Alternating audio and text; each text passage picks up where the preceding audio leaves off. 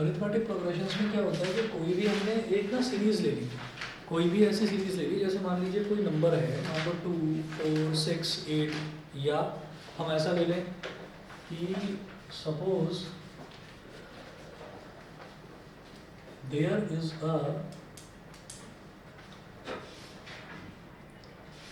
Is a sequence of numbers, suppose there is a sequence of numbers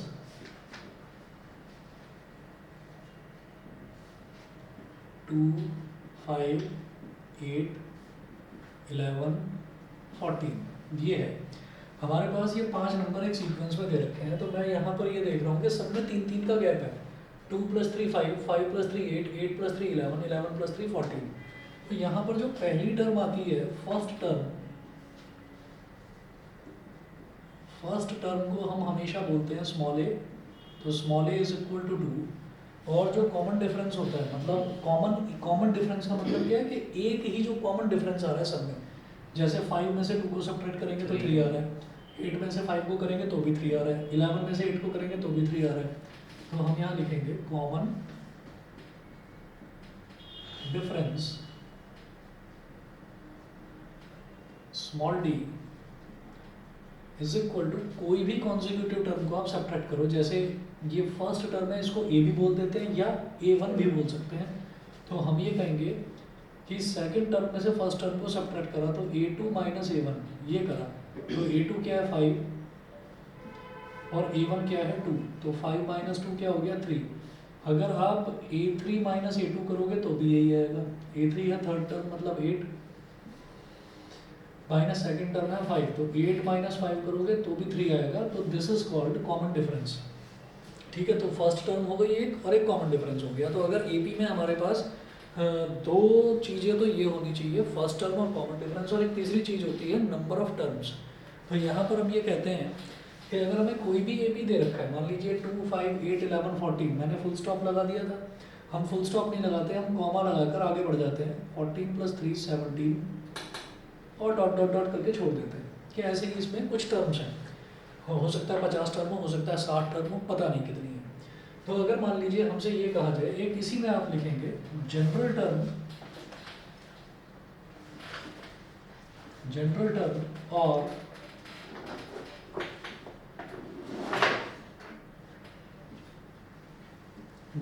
और nth term of an AP. AP की general term या उसको nth term भी बोलते हैं, वो हमको कैलकुलेट करनी है। तो ये कैसे निकलेगा, an is equal to a + n - 1 into D, ये इसका फॉर्मूला होता है। तो अगर यही वाला क्वेश्चन है, अगर इसमें हमसे ये पूछा जाए कि find the 20th term of this AP,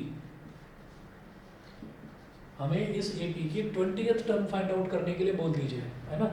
तो 20th का मतलब क्या है कि n की वैल्यू 20 हो गई, है ना, और बाकी a की वैल्यू 2 है और d की वैल्यू 3 है, ये हम देख चुके हैं। तो 20th टर्म को क्या लिखेंगे, a20 इज इक्वल टू क्या हो जाएगा, a यानी कि 2 + 20 - 1 इंटू डी यानी कि 3। ठीक है, a + n - 1 into D, a हो गया 2, n हो गया 20, -1 फॉर्मूले में ही है और d हो गया 3। तो 2 + 19 इंटू 3, 19 3 सा 57, तो 2 + 57 इज इक्वल टू क्या हो गया 59। तो 59 इस एपी की क्या हो गई, 20th टर्म हो गई। एपी शॉर्ट में बोल देते हैं, अरिथमेटिक प्रोग्रेशन को एपी बोल देते हैं।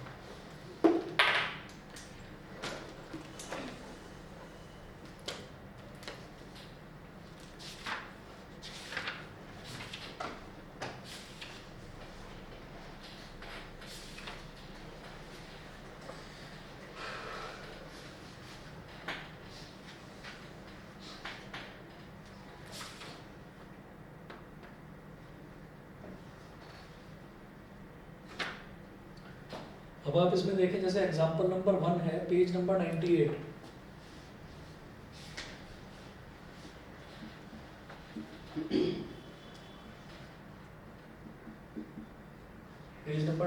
एग्जाम्पल नंबर 1 है। एग्जाम्पल नंबर 1 में ये बोल रहे हैं फॉर द ए पी 3/2, 1/2, -1/2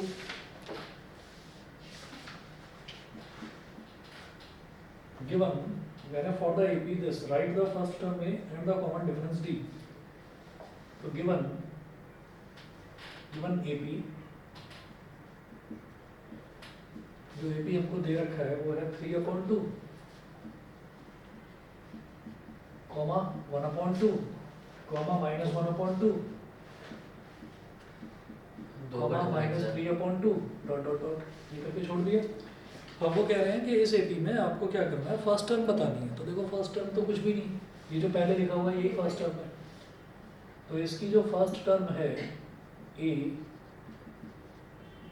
ये हो गई 3/2। उसके बाद बात करते हैं कॉमन डिफरेंस का। तो common difference D, second term minus first term A2 minus A1 कर दो, 1/2 माइनस 3/2 कितना हो गया, -2/2 यानी कि -1। भाई जब दोनों का डिनोमिनेटर सेम है तो न्यूमरेटर को एज इट इज करो, ऐड या सब्ट्रैक्ट जो भी है। तो 1 - 3 क्या हो गया, -2, -2/2 क्या हो गया, -1। तो ये कॉमन डिफरेंस हो गई। एग्जाम्पल 1 में सिर्फ इतना पूछा था इन्होंने। एग्जाम्पल 2 में ये पूछ रहे हैं कि which of the following list of numbers form an AP, if they form an AP right the next 2 terms. जैसे मैं इसमें एग्जाम्पल 2 का सेकंड पार्ट कर रहा हूँ, फर्स्ट तो आप कर ही लेंगे। एग्जाम्पल 2 का सेकंड पार्ट कर रहे हैं, गिवन सीक्वेंस। यहाँ मैंने बोला गिवन एपी क्योंकि इन्होंने पूछा था, इन्होंने दे रखा था कि ये एक एपी है। लेकिन एग्जाम्पल ये जो एग्जाम्पल 2 है इसमें इन्होंने बोला है कि आपको सीक्वेंस दे रखा है, आपको बताना है कि ये एपी है या नहीं है। अगर ये एपी है तो जितनी टर्म्स दे रखी हैं उसके आगे की 2 आपको नेक्स्ट 2 टर्म्स बतानी होंगी। ठीक है, तो यहाँ पर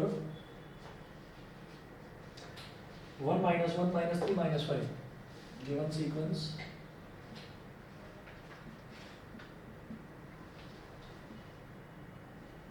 1 - 1 - 3 - 5 डॉट डॉट डॉट, ये हो गया। ठीक है, तो ये हमको सीक्वेंस दे रखा है। अब आप इसमें देखिएगा कि यहाँ पर हम ये कहते हैं कि जो हमारी फर्स्ट टर्म है वो 1 है। ठीक है, और कॉमन डिफरेंस क्या है, फर्स्ट टर्म तो 1 आ जाएगी। फर्स्ट टर्म तो किसी भी सीक्वेंस का जो पहला टर्म है वो फर्स्ट टर्म है। अब ये देखना है कि ये ए बी है या नहीं है। तो मैं A2 माइनस A1 करूँगा। A2 माइनस A1 क्या होगा, -1 - 1। फिर जब -1 थोड़ी हो, नॉर्मल 1 है। तो ये -1 है और ये 1 है, तो इसमें से इसको सब्ट्रैक्ट करो तो -1 दोनों -1। ठीक है, समझ गया। क्या हो गया, -2 हो गया। फिर A3 minus A2, A3 minus A2, -3 minus -1, -3 minus -1 यानी कि -3 + 1 क्या हो जाएगा, -2। उसके बाद अगला देखो A4 minus A3, A4 minus A3 तो -5 -3, तो ये भी आपका -2 आ गया। तो since A2 minus A1 is equal to A3 minus A2 is equal to A4 minus A3 is equal to -2.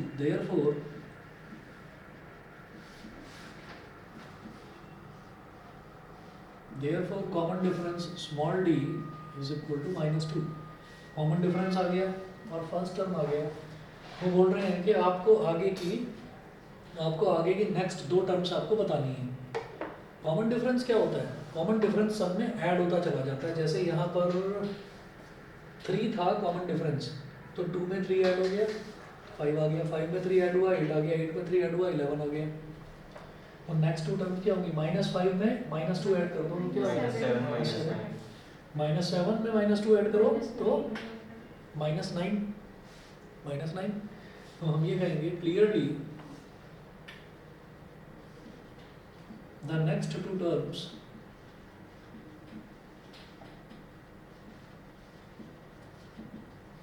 will be A1 A2 A3 A4। तो अगली term क्या होगी, A5 फिफ्थ टर्म। तो फोर्थ टर्म में आप common difference add कर दो। Fourth term क्या, -5 कॉमन डिफरेंस ऐड कर दो, यानी कि प्लस कर दो क्या, -2, तो -5 प्लस माइनस माइनस -7 -7 हो गया। सिमिलरली A6 क्या करो, A5 में कॉमन डिफरेंस ऐड कर दो, -7 प्लस A5 क्या है, -7 प्लस -2, तो -9 -7 -2 मतलब माइनस तो बहुत ही इजी 9। आसान है वैसे ये चैप्टर, इसमें जो मुश्किल वाला पोर्शन था वो तो हटा दिया सिलेबस में से। कौन सा, सम ऑफ एंड टर्म्स, वो हटा दिया। कुछ तो ढंग का काम करा क्या, कुछ तो ढंग का काम करा सीबीएसई वालों ने।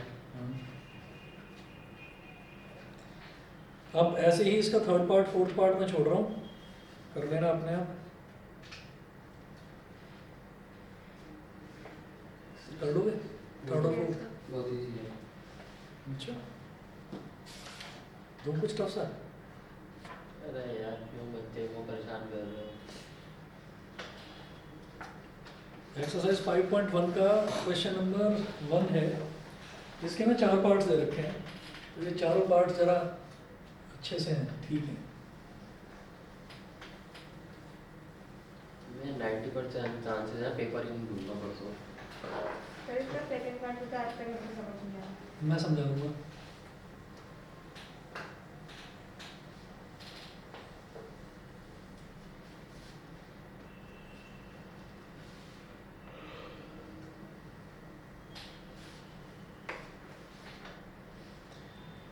क्वेश्चन नंबर 1 का फर्स्ट पार्ट देखो, खुद भी सो लो, मुझे भी नींद दिला रहा।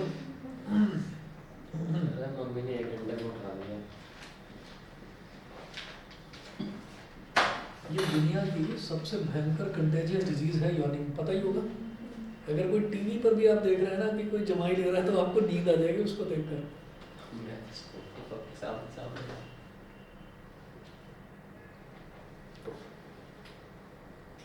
देखो टीवी देखते हुए नींद कैसे आएगी। पता नहीं। अच्छा एक और चीज़ है, जो छोटे बच्चे होते हैं जैसे वो टीवी देखते हैं उनका मुंह क्यों खुल जाता है, मुंह खोल कर टीवी देखते हैं, फिर थोड़ी थोड़ी देर में आकर उनका मुंह बंद करना पड़ता है, बेटा मुंह बंद कर दो। उनको ये लगता है कि कुछ नई चीज़ देख रहे हैं हम, तो बैठे बैठे चुपचाप थोड़ी देर ऐसे बैठेंगे, फिर मुंह खुल जाता है। नहीं पता इस चीज को, देखते देखते यार दिमाग सारा टीवी पर लग जाता है। कंसंट्रेशन होता है कि पूछो मत। मेरी बेटी सोती है ना, तो अगर मुझे उसको सुबह उठाना होता है, उठाते रहो, पहले तो रात में सोएगी नहीं, ठीक है, 1 बजा देगी, 1:30 या 2 बजा देगी, परेशान करके रखेगी, और फिर अगर सो गई तो फिर सुबह उठती नहीं है, तो उसको उठाते रहो, पूरा हिला दो, कुछ नहीं, उठेगी नहीं। लेकिन अगर आपने टीवी चला दिया और उसमें कोई टॉम एंड जेरी या कुछ भी आपने वैसा चला दिया, तो पता नहीं उसकी आवाज़ कैसे ब्रेन तक पहुंचती है, और एकदम कूद कर और फिर मुंह खोल कर टीवी के आगे। डोरेमोन। हाँ डोरेमोन, तो अभी देखते हो डोरेमोन शिनचैन। अब तो हमारे घर में उसके अलावा कुछ चलता ही नहीं। सर पावर रेंजर देखो, फिर वो चलेगा। तो 2 साल की है, क्या समझ में आएगा उसको। सब आ जाता है, बच्चे तेज होते हैं आजकल के। हाँ ये तो है। फोन पकड़ा दो तो हाथ में गेम खेलती रहेगी। ये हालत, इसकी और बुरी हालत उसी ने करी है। फोन ही फेंक दिया था। पता नहीं क्या हुआ, मतलब जैसे हम सोते हैं तो सोते टाइम बराबर में ना, मैं मतलब बराबर में वो रखी हुई थी, साइड टेबल थी, तो उस पर रख रखा था, फ़ोन रख रखा था। उस दिन पता नहीं कैसे सुबह उठी, उठने के बाद फ़ोन लिया तो बेल बजी, तो बेल बजते ही एकदम उसको बाहर भागना ही भागना है, और बाहर भागना है मतलब जो भी आ रहा है, तो सुबह जैसे वो शायद काम वाली आई थी, तो तब एकदम ये आई बाहर, तो दौड़ते दौड़ते यहाँ चली गई, किसी को पता ही नहीं कि वो फ़ोन लेकर भागी है। और दरवाज़ा जैसे खुला, यहाँ से फ़ोन बाहर फेंक दिया। वो पता नहीं कुछ गिरने की आवाज़ आई, और पीछे से मेरी वाइफ ने देख लिया कि इसने कुछ ऐसे करके फेंका है, तो वो जाकर देखो तो गमले के पास मेरा फ़ोन, फिर देखा तो ये साइड से इधर से और इस साइड से जो क्रैक है ये उसी की देन है। मेरा टैब ऐसे ही टूटा था क्योंकि फिर उसका हम गेम नहीं चल रहा था, तो उसने उठा के फेंक दिया था क्योंकि उसका गेम नहीं चल रहा था। अब फिर संभाल कर हमने क्या करा कि अब हम क्या करते हैं, देखिए फ्रिज तो ऊंचा होता है ना, कभी कोई घर देखा जहाँ पे फ्रिज के ऊपर कोई फ़ोन रखता हो, है ना। हाँ सर मैं हमारे यहाँ पर ऐसे लैपटॉप रखता हूँ। हम फ्रिज के ऊपर रख देते हैं उसको, है ना, कि बचा। बचाने के लिए हाँ? करते थे मेरी बहन से बचाने के लिए। वो भी छोटी है क्या? नहीं पहले करती थी वैसे। अच्छा हाँ तो Friends के ऊपर हाँ, friends के ऊपर। मैंने कहा भाई कुछ इसके जिंदगी के कुछ दिन बचे हुए हैं इस बेचारे के और खराब। आईफोन 13 प्रो मैक्स लो, खत्म हो गया इसका टाइम। चलो 14 ही लेंगे फिर तो। सितंबर में आ जाएगा दो तो चलो ठीक है। The taxi fare after each kilometer when the fare is rupees 15 for the first kilometer and rupees 8 for each additional kilometer. इन्होंने बोला in which of the following situations does the list of numbers involved make an arithmetic progression and why? कुछ conditions दे रखी हैं, ये पूछ रहे हैं कि इनमें से कौन कौन सी कंडीशन एक एपी को सेटिस्फाई करती हैं। तो आप ये देखें the taxi fare after each kilometre when the fair is rupees 15 for the first kilometre, तो जो टैक्सी का फेयर है वो कुछ इस तरह से दे रखा है कि फर्स्ट किलोमीटर के लिए तो है 15 रुपीज़, मतलब शुरुआत में आपको एक पहला अगर आप 1 किलोमीटर ट्रैवल करते हैं तो आपको 15 रुपये देना होगा, ठीक है। यहाँ पर है नहीं अभी वो सिस्टम, मुंबई में आज भी ये क्या? वाला सिस्टम है टैक्सी वाला, यहाँ पर सिस्टम वहाँ पे वो लोगों को नहीं चलता। नहीं, वहाँ पर आपको किसी से कुछ बात करने की ज़रूरत नहीं है, मतलब अगर टैक्सी इस डायरेक्शन में खड़ी हुई है तो इसका मतलब उसको उधर ही जाना है, तो आप उसका मीटर डाउन करो, ऐसे घुमाओ और घुमा कर आप बैठ जाओ, तो उसमें पैसे आते रहेंगे कि कितना कितना पैसे होते जा रहे हैं। यहाँ पर नहीं है, मतलब टैक्सी सिस्टम वहाँ का ज़्यादा अच्छा है। नहीं यहाँ का सही है, एक वैल्यू करेक्ट अमाउंट लिखा आ जाता है। नहीं वो तो ओला तो वहाँ पर भी चलती है, मैं वैसे लोकल टैक्सी बता रहा हूँ, कई जगह ऐसी होती है कि आप ओला का वेट ही करते रहो, ओला मिलेगी नहीं, वहाँ हर रोड पर टैक्सी मिलती है और चीप भी है काफ़ी, यहाँ तो बहुत महंगा है। तो फेयर कितना है, पहला किलोमीटर का फेयर 15 रुपीज़ है कि पहला किलोमीटर अगर आपको ट्रैवल करना है तो 15 रुपये देने ही होंगे। फिर वो बोल रहे हैं and rupees 8 for each additional kilometre. अब अगर आप सेकंड किलोमीटर भी ट्रैवल करते हैं तो आपको 8 रुपये और देने पड़ेंगे, तो इसका मतलब कितना हो गया 23। अगर आप 3 किलोमीटर ट्रैवल करते हैं तो 23 प्लस 8 कितना 31 और ऐड करते हैं तो 39। तो आप ये कहेंगे कि yes it is an AP where A is equal to rupees 15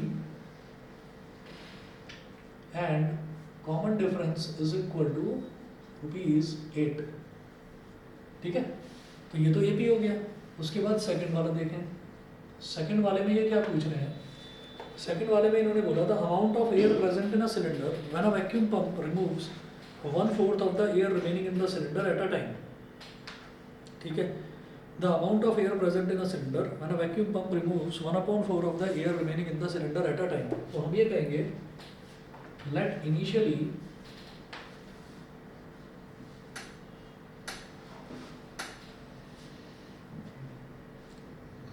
air present in the cylinder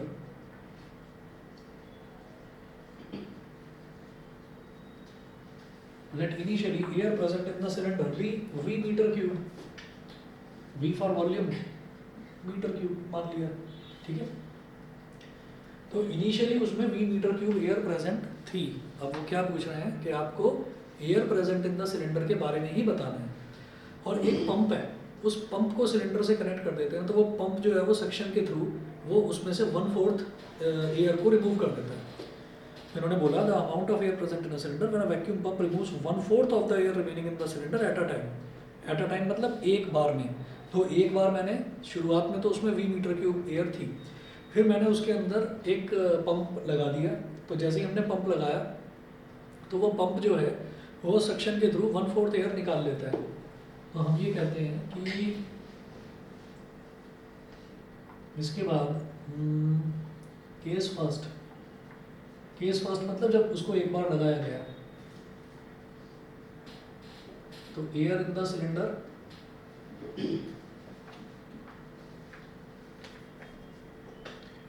जब उसको एक बार लगा दिया गया तो सिलेंडर में एयर कितनी बची, पहले थी V मीटर क्यूब, फिर 1/4 ऑफ V इसमें से रिमूव कर दी, तो अब बची कितनी उसमें से V में से 1/4 ऑफ V सब्ट्रैक्ट कर दिया आपने, तो 3V/4 मीटर क्यूब। तो air remaining in the cylinder initially कितनी थी V मीटर क्यूब, फिर कितनी हो गई 3V/4 मीटर क्यूब, ठीक है। अच्छा तो अब केस सेकंड निकालेंगे, केस या इसको केस फर्स्ट बोलो, शुरुआत वाला केस फर्स्ट, इसको केस सेकंड, इसको बोलो केस थर्ड। अब एयर कितनी बचेगी, एयर इन द सिलेंडर। तो अब पता है क्या है, शुरुआत में V थी, फिर V का 1/4 सब्ट्रैक्ट कर दिया, अब 3V/4 है, तो 3V/4 का 1/4 सब्ट्रैक्ट करेंगे 3V/4 में से। तो अब कितना हो गया, 3V/4 माइनस 1/4 ऑफ 3V/4। ठीक है, तो क्या करें, दोनों में 3V/4 है, तो 3V/4 कॉमन ले लो। 3V/4 कॉमन ले लिया, तो यहाँ क्या बचा बेटा 1, और यहाँ क्या बचा -1/4। 1 माइनस 1/4 क्या हो गया 3/4। तो 3V/4 इंटू 3/4 ये हो गया 9V/16। इतना बहुत है। ये मेरे लिए क्या हो गया, फर्स्ट टर्म A1, ये क्या हो गया सेकंड टर्म A2, ये क्या हो गया थर्ड टर्म A3। अगर A2 minus A1 A3 minus A2 के बराबर आ जाता है तो मैं कहूँगा yes it is an AP, नहीं आता है तो छोड़ दो।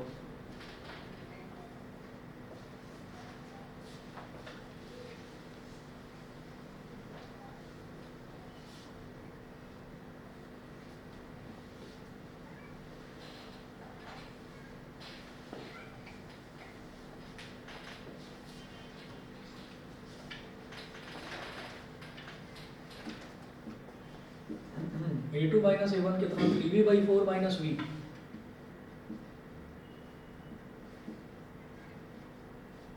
तो 3V minus 4V/4 minus V/4। ठीक है,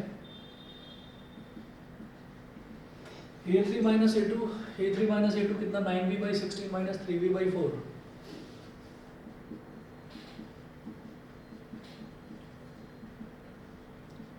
एलसीएम लेंगे 16 आएगा, ऊपर तो आ गया 9V, 4 4 जा 16, 4 3 जा 12, माइनस 3V/16 इक्वल है ही नहीं। हम ये कहेंगे since A2 minus A1 is not equal to A3 minus A2, therefore it is not an AP। ये AP नहीं है। बताइए, क्लियर?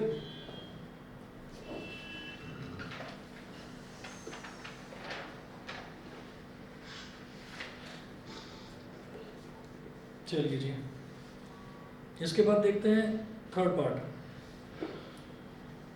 ये समझ में आ गया, अब क्लियर है? अब देखना जरा थर्ड पार्ट।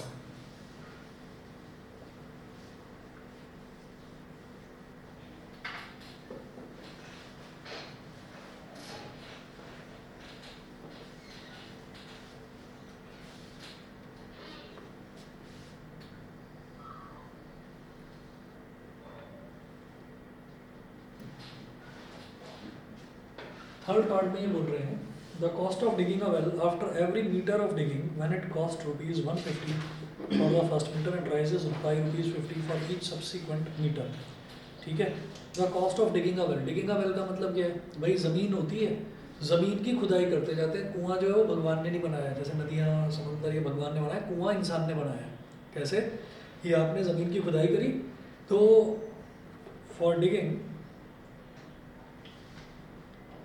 1 मीटर खुदाई अगर आपको करनी है, तो जो शुरुआत में आप 1 मीटर खुदाई करेंगे उसके तो लगते हैं ₹150। ठीक है, उसके बाद आप यहाँ लिखें कॉस्ट ऑफ डिगिंग। हाँ, तो AP होगा या नहीं होगा? पूरा AP है। कॉस्ट ऑफ डिगिंग क्या हो गया, अगर 1 मीटर गड्ढा खोदना है, इसका D वो हो गया 50, और अगर 2 मीटर खोदा, 2 मीटर पर तो पानी मिलेगा नहीं, थोड़ा ज़्यादा खोदना पड़ेगा, तो 250 और ₹50 बढ़ गया, फिर 250 हो गया और ₹50 बढ़ गया, बढ़ता ही चला जाएगा। तो हम ये कहेंगे yes it is an EP। तो बुक में करने वाले क्वेश्चन लग रहे हैं, क्या बुक में हो जाएंगे क्वेश्चन का। कर लो तुम। ₹150 एंड कॉमन डिफरेंस इज 50। ₹50। ठीक है जी, ये कंपाउंड इंटरेस्ट का आता है, किसी को फॉर्मूला याद है? P into 1 plus कुछ हाँ, one plus one r plus- upon 1 + r / 100 और ऊपर वो वो एक टाइम वाला होता है। हाँ, तो ऊपर n उसका कितना टाइम लगेगा। The amount of money in the account every year when 10,000 is deposited at compound interest at 8% per annum। बड़ा मुश्किल है। फॉर्मूला नहीं याद है मुझे तो। सर वो बस ईयर चेंज कर देंगे, पहले 1 फिर 2 करके निकाल देंगे। चलिए, कंपाउंड इंटरेस्ट में ना, जैसे सिंपल इंटरेस्ट में तो सीधा सिंपल इंटरेस्ट का फॉर्मूला होता है PRT अपॉन 100, है ना, ये तो सिंपल इंटरेस्ट का। लेकिन कंपाउंड इंटरेस्ट में इंटरेस्ट का फॉर्मूला ना होकर अमाउंट का होता है। तो अमाउंट होता है P into 1 plus R upon 100 की power n, where n is number of years या नंबर ऑफ मंथ्स जो भी दे रखा है, उस हिसाब से होता है। तो जरा इसको आप कैलकुलेट करो, मुझे बस 1 मिनट दे दो, 1 मिनट में आ रहा हूँ।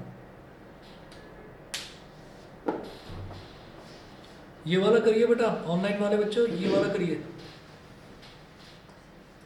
ये चैप्टर हमने किस जमाने में पढ़ा था, कंपाउंड इंटरेस्ट सिंपल इंटरेस्ट।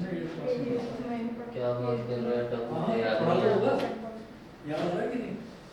8 में नहीं था कंपाउंड इंटरेस्ट? सर तो 8 में था 2 साल।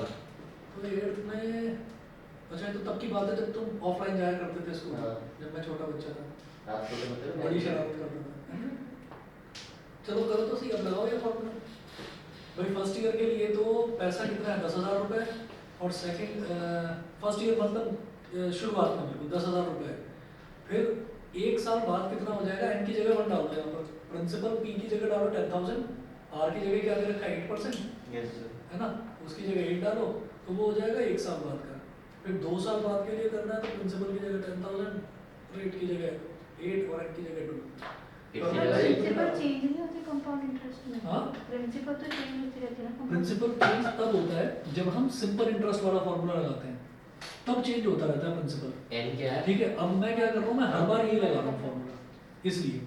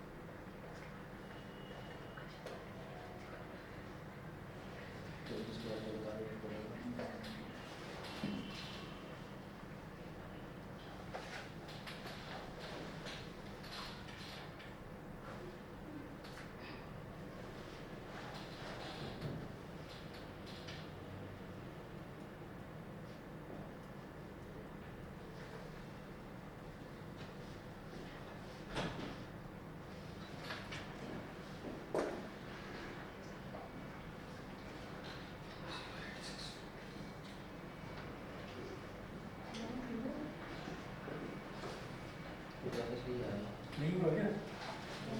तो ठीक से रखा करो तुम।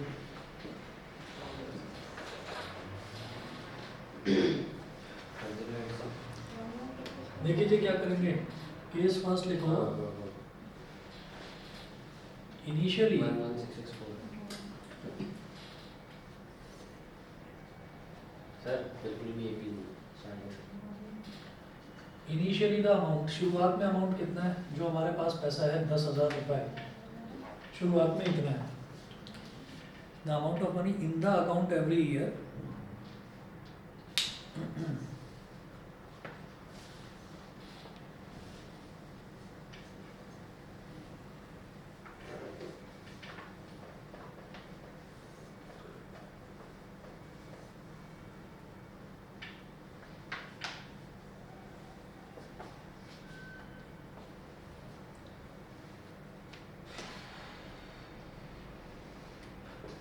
Case second,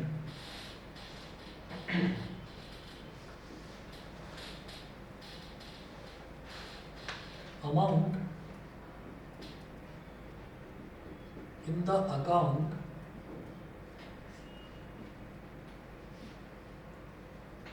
after 1 year, amount in the account after 1 year, एक साल के बाद अकाउंट में कितना पैसा हो जाएगा, फॉर्मूला लगाओ सीधा, amount 10800 10,000 multiplied by 1 plus 8 upon 100 की पावर 1, क्योंकि एक साल के बाद 1 ईयर, 10,000 मल्टीप्लाइड बाई 108 अपॉन 100 20 0 से 20 कट गया, 870 800, तो एक साल के बाद तो ये अमाउंट हो गया।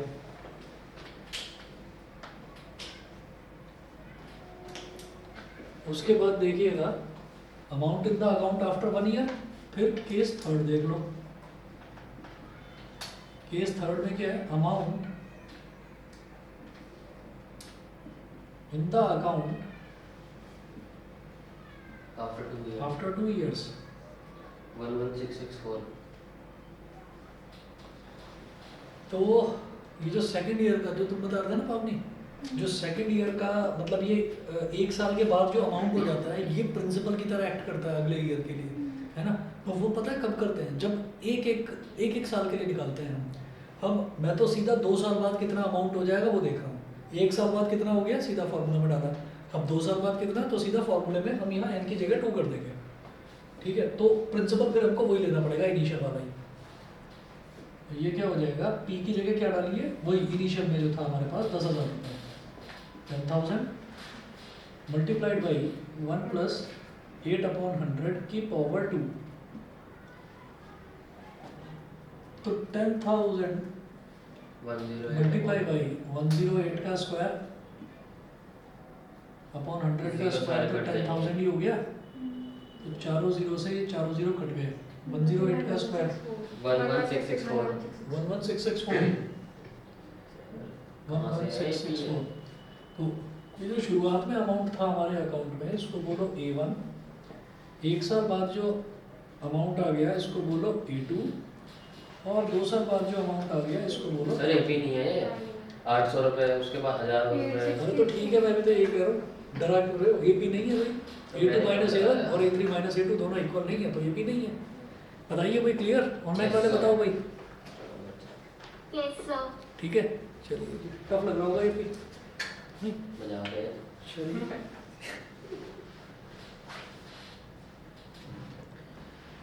क्वेश्चन नंबर 2 छोड़ रहा हूँ मैं। Right the first 4 terms of the AP when the first term means A and common difference D given.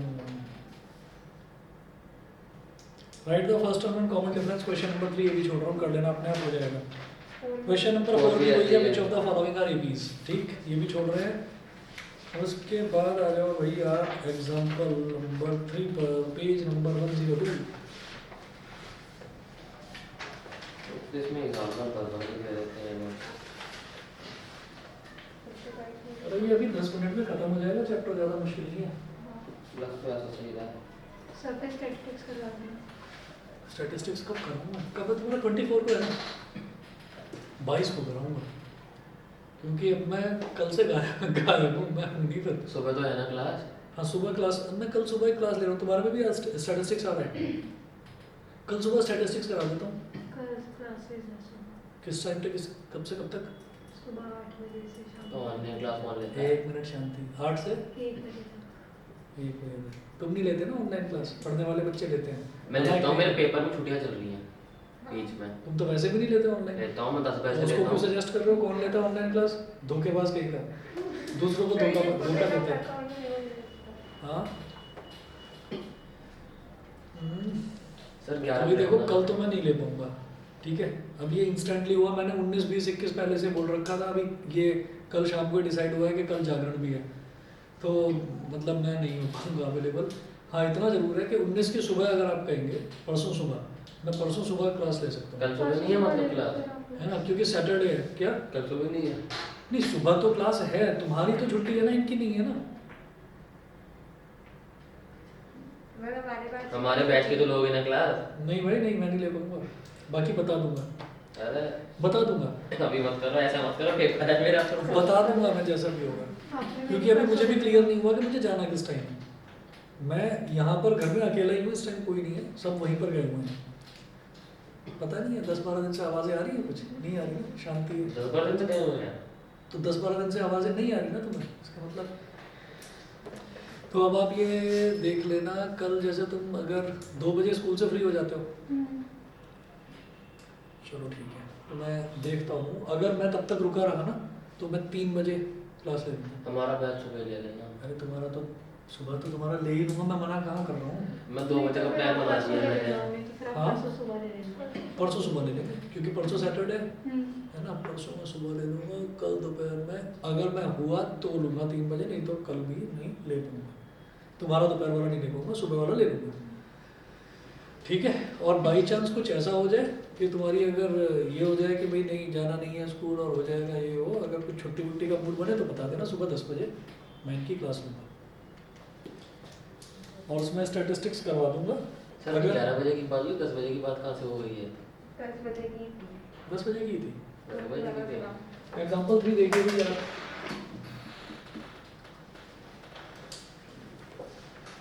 लेकिन 22 से प्रॉपर्ली चलेगी क्लासेस अपने अपने टाइम पर। एग्जाम्पल 3 देखिएगा, 21 को भी ले सकता हूँ। 21 को आपका संडे है? 21 को नहीं, ट्यूसडे पेपर है। मैं भी नहीं आऊँगा हाँ, मंडे को। मंडे से मैं भी नहीं आ सकती। मंडे मेरा, ट्यूसडे को साइंस का पेपर है मेरा मेरा। भी। ठीक है, पक्का नहीं है अभी? अरे ये शुरू हो जाता है, चुप नहीं होता। Find the 10th term of the AP, given AP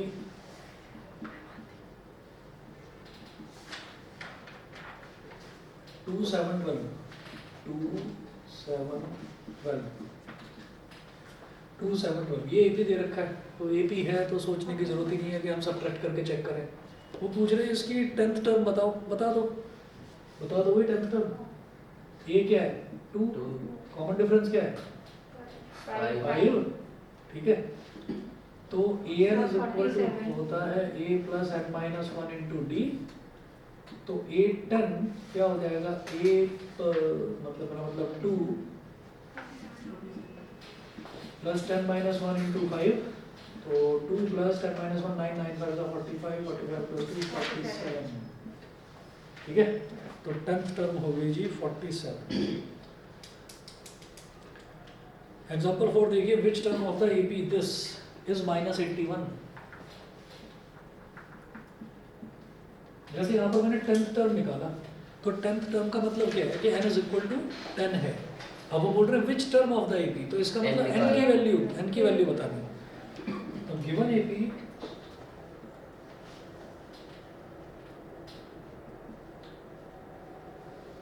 given AP 21 18 15,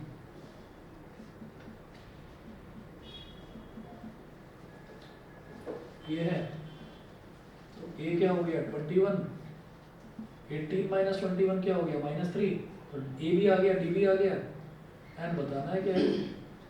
अच्छा, और वो पूछ रहे हैं विच टर्म इज -81, तो मैंने कहा कि nth टर्म -81 है, an जो है -81 है, तो क्या करें, an is equal to -1, a क्या, an क्या होता है a plus n minus 1 into D is equal to -81, a क्या है 21 plus n minus 1 into -3 is equal to -81, n minus 1 into -3 -81 -21, समझ गए? कितनी आ रही है? 35। 35।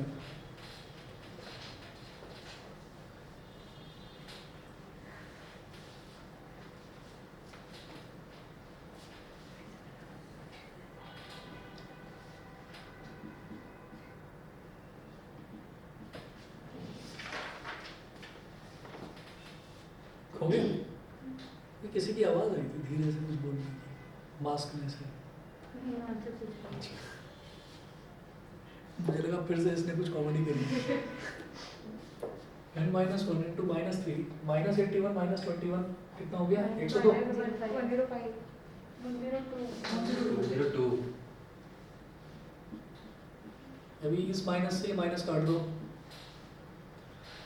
3 3 का 9 और 3 4 का, तो n minus 1 is equal to 34, तो n is equal to 35, 35th term। Sir हमने वहाँ पे 24 नहीं लिखा ना, मैंने उसको पहले वहाँ पे 24 कर दिया था वहाँ पे। कहाँ पर सर 24? -3 को मैंने मल्टीप्लाई कर दिया था तो -3n + 3 हो गया था। अच्छा, ठीक। चलिए भाई बाकी के क्वेश्चन इसके करना ट्राई। एक्सरसाइज 5.2 के डाउट्स लेकर आओ कल। अगर क्लास होती है मोस्ट प्रोबेबली ले लूँगा क्लास, अगर क्लास होती है तो ये करवा दूँगा उसमें इसके डाउट्स और स्टैटिस्टिक्स। मैं आज ना रात को ढूंढूंगा, मेरे पास ना मैंने एक शीट पर सारे फॉर्मूले लिखे हुए थे स्टैटिस्टिक्स के, मैं वो फॉर्मूलों वाली एक शीट भेज दूँगा, उसका रट्टा लगा देना बस। वैसे रटने की भी ज़रूरत नहीं है, छोटा सा लॉजिक है बस, सारे याद हो जाते हैं। मीन मीडियन मोड ही तो है, देख लेंगे। चलिए जी, ओके।